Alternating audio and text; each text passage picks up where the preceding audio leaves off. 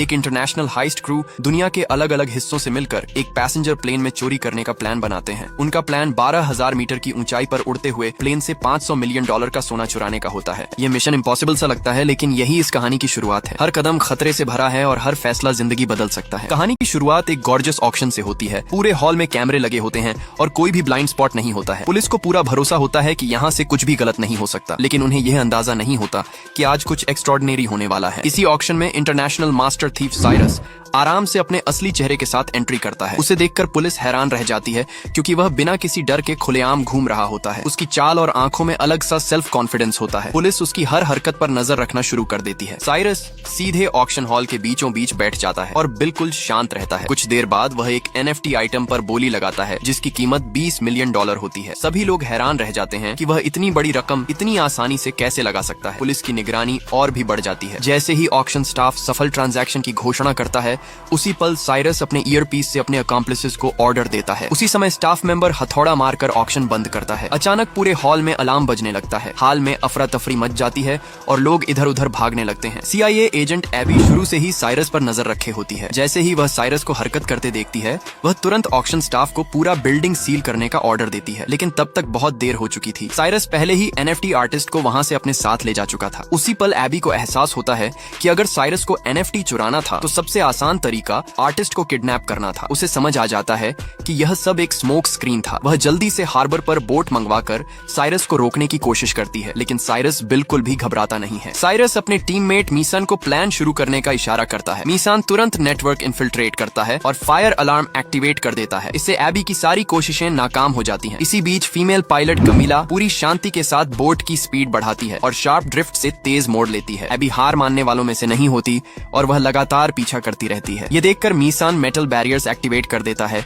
जिससे रास्ता पूरी तरह बंद हो जाता है। एबी मजबूर होकर हेडक्वार्टर्स को कॉल करती है और साइरस की फुल स्केल सर्च का रिक्वेस्ट करती है। इस बीच NFT आर्टिस्ट को अभी तक यह एहसास नहीं होता कि वह किडनैप हो चुका है। वह सोचता है कि एबी कोई ज्यादा ही उत्साही फैन है। साइरस उसे अपने लग्जूरियस यॉट पर ले जाता है। वहां वह खुशी खुशी उसे $20 मिलियन देता है और यॉट पर पार्टी में शामिल होने का इन्विटेशन देता है। लेकिन आर्टिस्ट को नहीं पता होता कि उसकी किडनैपिंग की खबर फ्रंट पेजेस पर छप चुकी है। अगली सुबह जब वह उठता है, तब हाइस्ट क्रू उसे सच्चाई बताता है। उसे पता चलता है कि यह किडनैपिंग नकली थी ताकि NFT की वैल्यू बढ़ाई जा सके। यह सुनकर वह पूरी तरह चौंक जाता है। साइरस उसे मोनालिसा का एग्जाम्पल देता है और समझाता है कि कैसे एक चोरी किसी भी चीज की कीमत आसमान तक पहुंचा सकती है। जैसे ही किडनैपिंग की खबर फैली, आर्टिस्ट के काम की कीमत तेजी से बढ़ जाती है। आखिरकार डील $89 मिलियन में डन होती है। आर्टिस्ट खुशी से झूम उठता है। उसी समय CIA को खबर मिलती है कि टेररिस्ट लीडर लार्स $500 मिलियन का इलीगल गोल्ड स्मगल करने वाला है। इससे भी ज्यादा चौंकाने वाली बात यह होती है कि एबी को साइरस को इस मिशन के लिए शामिल करने का आदेश दिया जाता है। एबी इस फैसले का जोरदार विरोध करती है। उसे लगता है कि एक चोर को CIA मिशन देना पूरी तरह मजाक होगा, लेकिन उसके सीनियर बताते हैं कि हालात बेहद गंभीर है। एबी को साइरस पर भरोसा नहीं होता,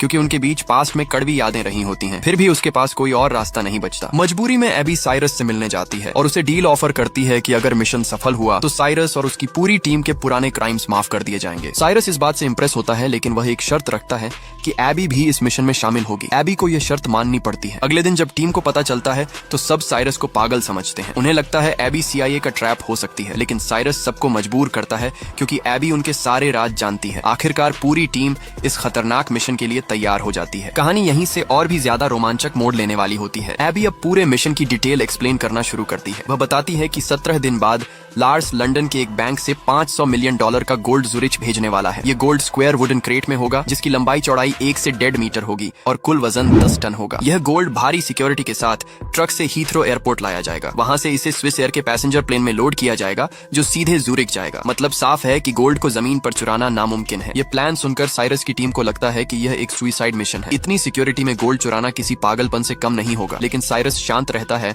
और कहता है कि अगर जमीन पर पॉसिबल नहीं है तो हवा में रास्ता निकाला जाएगा। साइरस फैसला करता है कि गोल्ड को फ्लाइट के दौरान ही मूव किया जाएगा। इसके लिए उन्हें एक दूसरा प्लेन चाहिए होगा। जब दोनों प्लेन काफी करीब आएंगे, तब रेडार सिग्नल एक्सचेंज किया जाएगा। इसके बाद गोल्ड वाले प्लेन को कोई डिटेक्ट नहीं कर पाएगा। हैकर मिसान तुरंत सर्च शुरू करता है और एक सूटेबल प्लेन ढूंढ निकालता है। यह प्लेन साइज में बड़ा होता है और पहले से हेवीली मॉडिफाइड होता है। इसे रिमोटली कंट्रोल किया जा सकता है और इसमें ऑटोमेटिक स्टील पाइप्स भी लगे होते हैं। डेंटन उन्हें प्लेन की सबसे खास बात दिखाता है। इस प्लेन का बॉटम हिस्सा एक जायंट LED स्क्रीन होता है। इसकी मदद से प्लेन को रेडार और विजुअल विजुअल डिटेक्शन से बचाया जा सकता है। साइरस समझ जाता है कि यही उनका सबसे बड़ा हथियार होगा। प्लेन रेंट करने के बाद पूरी टीम हाईजैकिंग प्लान डिजाइन करने लगती है। सबसे पहले उन्हें रेडार सिस्टम कंट्रोल करना होगा ताकि उनका प्लेन इनविजिबल रहे। साथ ही गोल्ड कैरिंग प्लेन के करीब पहुंचकर सिग्नल एक्सचेंज भी करना होगा। प्लान के मुताबिक करीब 9100 मीटर की ऊंचाई पर सेफ खोला जाएगा। टीम कई दिनों तक ट्रेनिंग करती है और रियल लाइफ जैसी सिचुएशन सिमुलेट की जाती है। हर मेंबर को अपना रोल परफेक्टली याद कराया जाता है। लेकिन प्रैक्टिस के दौरान एक बहुत बड़ा प्रॉब्लम सामने आता है। दो प्लेन्स जो 1100 किलोमीटर प्रति घंटे की स्पीड से उड़ रहे हों, उनमें जैमर और ट्रांसपॉन्डर को एक साथ एक्टिवेट करना ऑलमोस्ट इम्पॉसिबल है। जरा सी गलती पूरे मिशन को बर्बाद कर सकती है। इस प्रॉब्लम का सिर्फ एक सोल्यूशन होता है। एयरलाइन के अंदर से किसी इनसाइडर की मदद चाहिए जो सही समय पर सिस्टम मैनिपुलेट कर सके। एबी तुरंत एक नाम याद करती है। ये आदमी व्हील चेयर पर रहता है और उसका नाम हैरी होता है। हैरी CIA का इनसाइडर होता है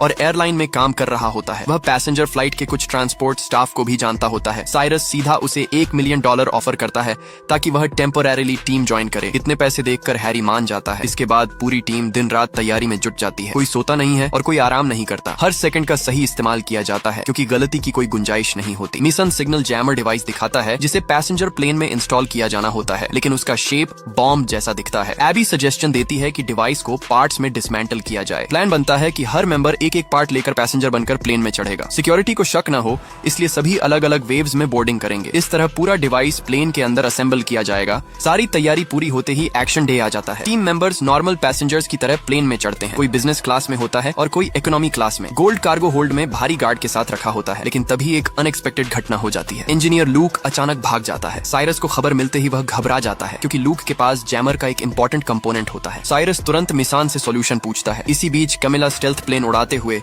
पैसेंजर प्लेन के पीछे पीछे उड़ रही होती है। आसमान में दोनों प्लेन्स के बीच दूरी लगातार कम हो रही होती है। मीसान कैबिन स्कैन करता है और पाता है कि 5 बॉडीगार्ड्स पैसेंजर बनकर बैठे हैं। 2 फर्स्ट क्लास में होते हैं और 3 इकोनॉमी क्लास में। टीम को तुरंत अलर्ट कर दिया जाता है। प्लेन क्रूजिंग एल्टीट्यूड पर पहुंचते ही पैसेंजर्स को कैबिन में मूव करने की परमिशन मिल जाती है। टीम मेंबर्स बारी बारी इकोनॉमी क्लास रेस्टरूम जाते हैं और डिवाइस के पार्ट्स वहां छुपा देते हैं। इसके बाद एबी बैकपैक पहनकर partially assembled device first class restroom ले जाती है, लेकिन उसकी नर्वस बॉडी लैंग्वेज एक बॉडीगार्ड को सस्पिशियस बना देती है। खतरा बहुत करीब होता है। उसी समय प्लेन में टर्बुलेंस आता है और एबी के हाथ से डिवाइस गिरकर टूट जाता है। वह घबरा जाती है और समझ नहीं पाती कि क्या करे। तभी साइरस दौड़कर आता है और उसकी मदद करता है। इस वक्त तक कमिला प्लेन को परफेक्टली अलाइन कर चुकी होती है, लेकिन जैमर अभी तक फुली असेंबल नहीं हुआ होता। तभी रेस्टरूम डोर पर बॉडीगार्ड जोर से नॉक करता है। डेंजर के उस पल में एबी सजेस्टिव आवाजें निकालती है और बॉडीगार्ड वहां से चला जाता है। साइरस पूरी तेजी से डिवाइस रिपेयर करता है और आखिरकार जैमर एक्टिवेट हो जाता है। उसी पल कमिला वेग टर्बुलेंस का इस्तेमाल करके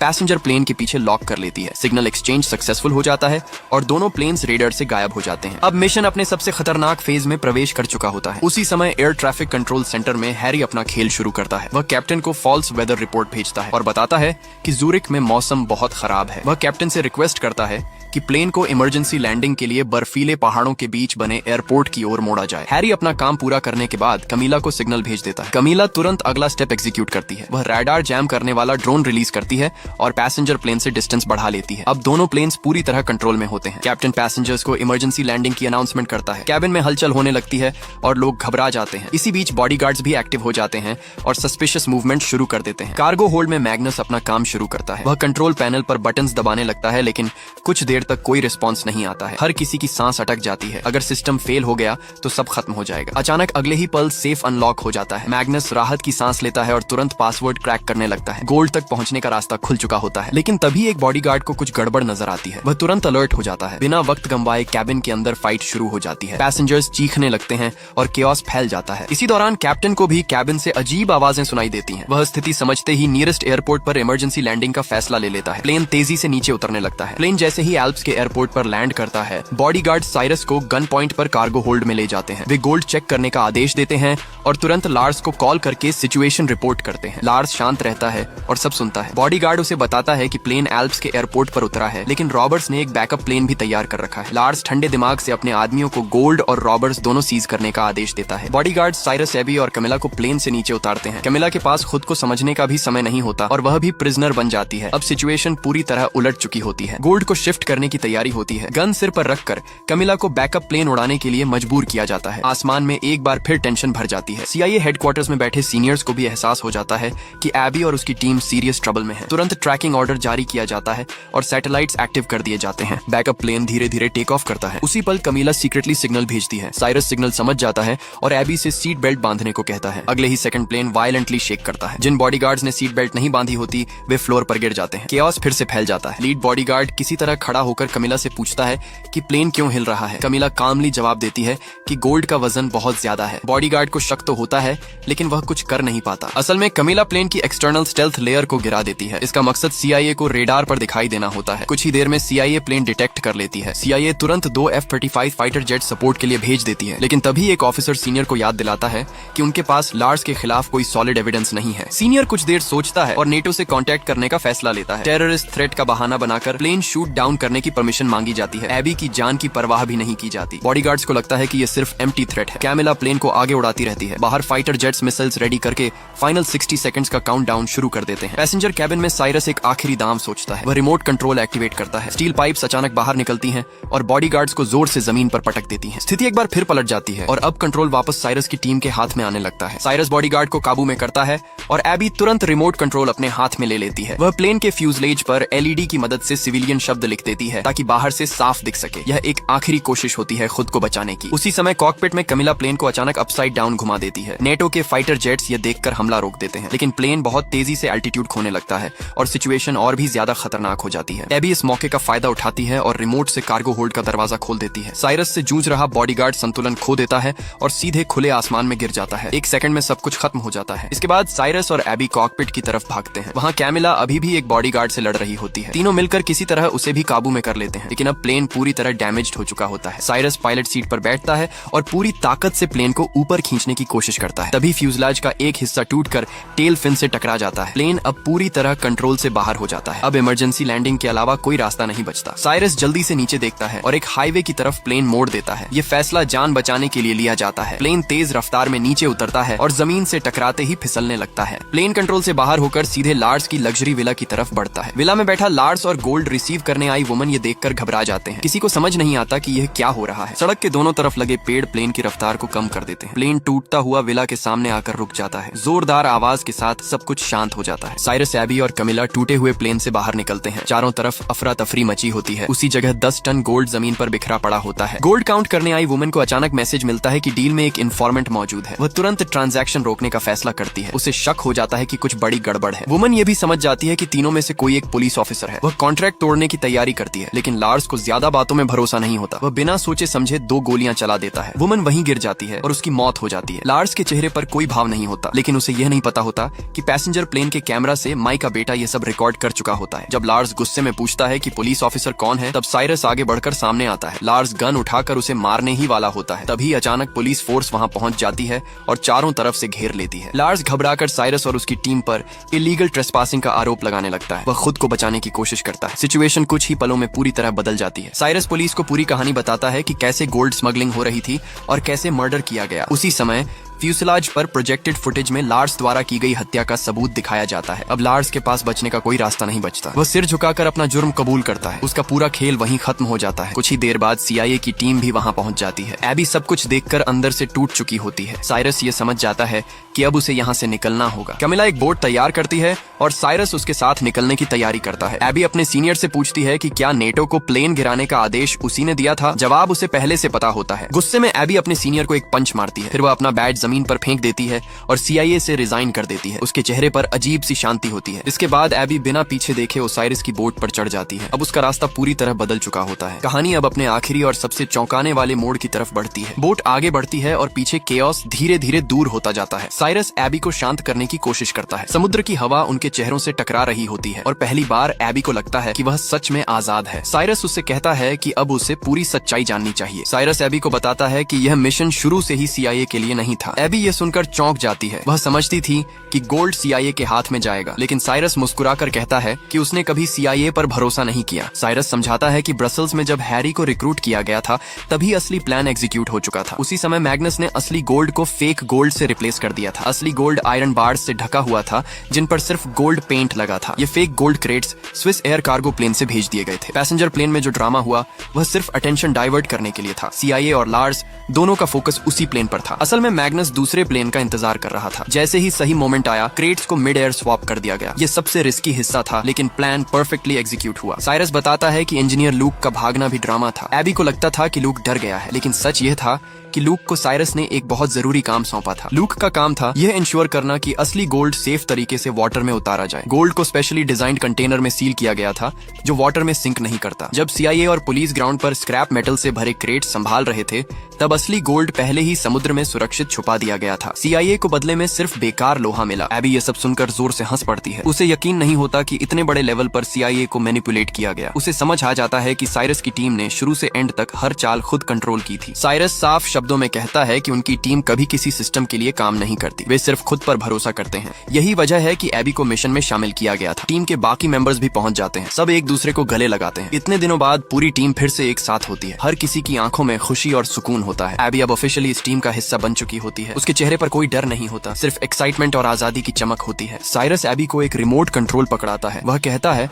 कि अब आखिरी स्टेप उसका है। एबी बिना कुछ पूछे रिमोट का बटन दबा देती है। समुद्र की सरफेस हिलने लगती है। धीरे धीरे पानी के नीचे से मेटल कंटेनर्स ऊपर आने लगते हैं। कुछ ही सेकंड्स में 10 टन गोल्ड पानी से बाहर दिखाई देने लगता है। एबी की आंखें खुली की खुली रह जाती हैं। वह गहरी सांस लेती है और अपने अंदर एक अजीब सी राहत महसूस करती है। उसे लगता है जैसे उसके अंदर का बोझ पूरी तरह उतर गया हो। साइरस उसे देखता है और हल्की सी मुस्कान देता है। टीम के सभी लोग गोल्ड को देखते रहते हैं जो पानी से बाहर निकल चुका होता है। 10 टन सोना उनके सामने होता है और उसकी कीमत $500 मिलियन होती है। ये वही गोल्ड होता है जिसके लिए इतनी बड़ी लड़ाई लड़ी गई थी। एबी कुछ पल तक चुप रहती है और फिर उसे अपनी पुरानी जिंदगी याद आती है जहाँ हर दिन रूल्स और ऑर्डर्स में बीतता था। अब उसे लगता है कि उसने सही फैसला लिया है। साइरस साफ साफ कह देता है कि उसने गोल्ड चुराने की बात एबी से जानबूझकर छुपाई थी। अगर वह पहले जान जाती तो CIA का दबाव उसे तोड़ सकता था। एबी यह बात समझ जाती है और उसे कोई शिकायत नहीं रहती। टीम के बाकी मेंबर्स भी एबी को ऑफिशियली वेलकम करते हैं। हर कोई साइरस की लीडरशिप की तारीफ करता है। साइरस टीम से कहता है कि यह अंत नहीं बल्कि एक नई शुरुआत है। आगे और भी बड़े प्लान्स उनका इंतजार कर रहे हैं। यहीं पर आज की यह कहानी खत्म होती है। आपको ये मूवी कैसी लगी? अपना ओपिनियन कमेंट में जरूर बताइए। ऐसी ही और स्टोरीज के लिए चैनल को सब्सक्राइब करना ना भूलें।